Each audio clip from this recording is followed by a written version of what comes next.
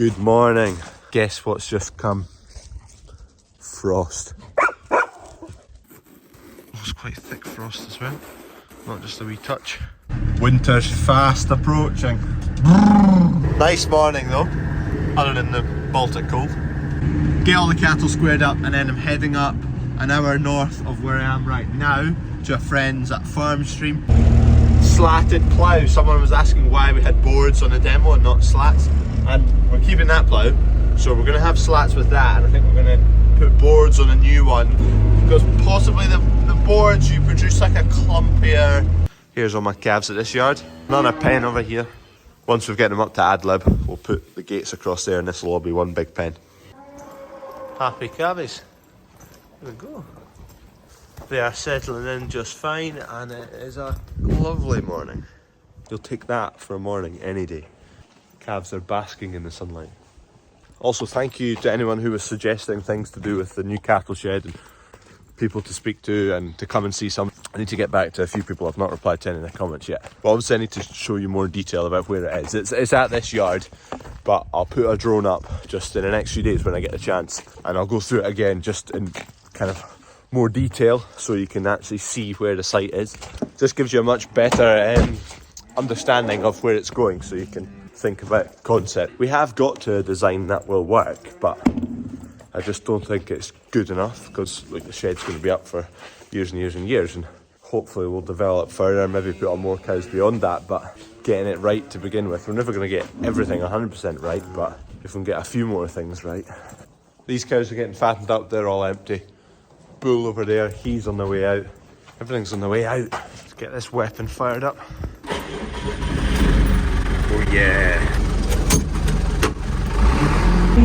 That yard 3 now, feeding up cattle here. Should have plenty of bales here, we'll need to take some of them up to yard 2. There's some bedding in for them now, they're pretty twitchy. Not twitchy, they're just excitable when you put a bale into them. Charging about. That'll keep these lads entertained for a wee while. Coughing a wee bit because they've been running in circles. See the steam coming out of the nostrils. Right, job done, cattle sorted. Dad's feeding the cows at yard number 1. Is she going to play ball? Come on. Up. Come on. In you get. In you get.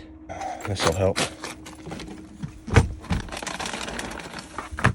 Dog biscuits.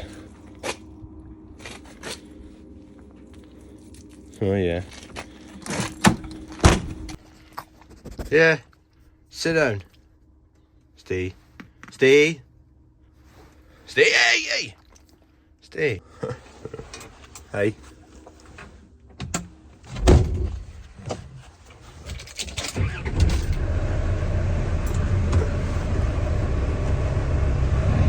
Right, we're off. How long will she last?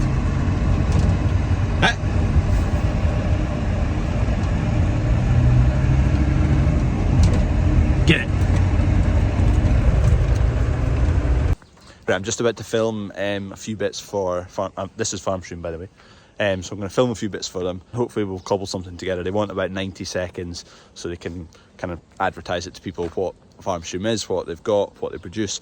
I'll show you personally in a second once I've filmed a few bits. I'll show you what they do. But their kit is kind of based at cost effective, very easy to set up, self-setup. They don't do any setup, they just sell the product. But anyway, I'm going to film a few bits and then I'll show you that.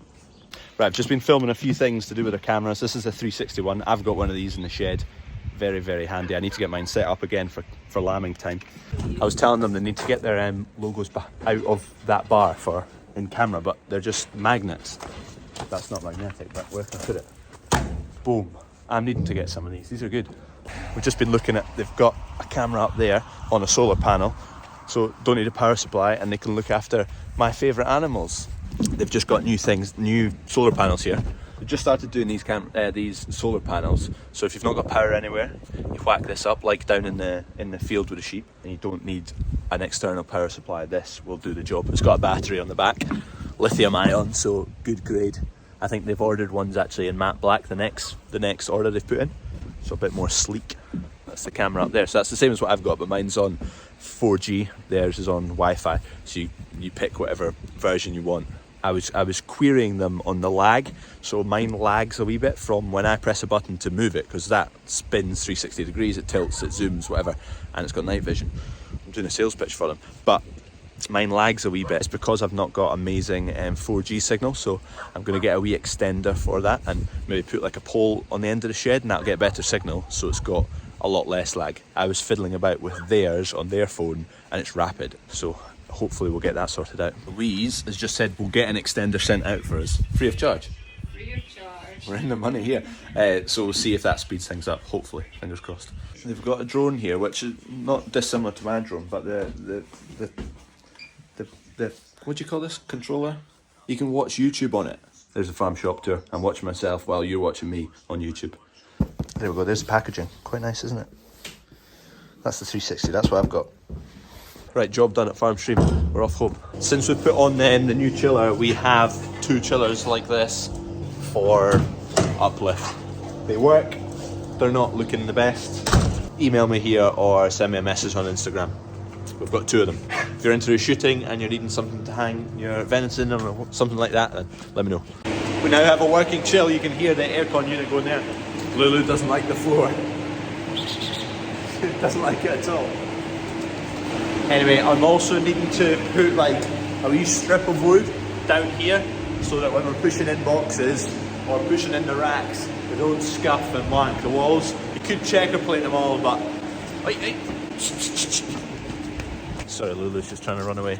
The roller door on this is really good actually. It sits on a rail which has got right on the end. It sinks down and moves in the way. So the whole door slides along and then drops down, which seals the base of the door along the floor, and it also seals against this edge because it moves in the way a wee bit. Like that. So chiller's finished. The whole building still needs sheeted, same as over there. Corrugated sheets just to tie it all in.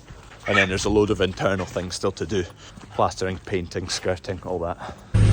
Okay, we're back in action. It's a good bit later on. Just been with Dad speaking to the insurance lady where it's up for renewal, and they're going through it all, so I sat down and listened for a while and learned a few things. But, question about bulls. Those of you who have bulls who are in the £3,000 to £6,000 range, do you insure them?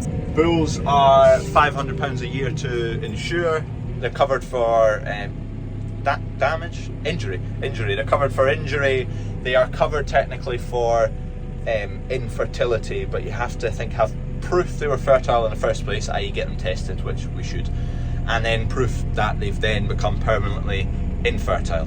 But in our scenario with Percy, he's just a bit lazy and we wouldn't be able to get a payout on him, even though we are paying £500 a year for him on a value of £4,000 bull. Quite expensive insurance. Do you do it? Do you not do it? Let me know what you do down below in the comments, whether you insure it, whether some guys maybe insure it for a couple of years, and then if it's a good bull, continue insuring it. But then how regularly does a bull become fully infertile or injure itself? These cows are needing bedded. There we go. This jumper for some reason just sticks to straw. Anyway, that's them all bedded up. Give them a couple of hours and it'll all be spread out and nice and fluffy and clean. Huffing and puffing.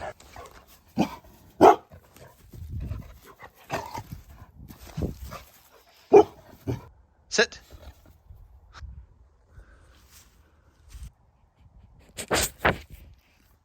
Go. And then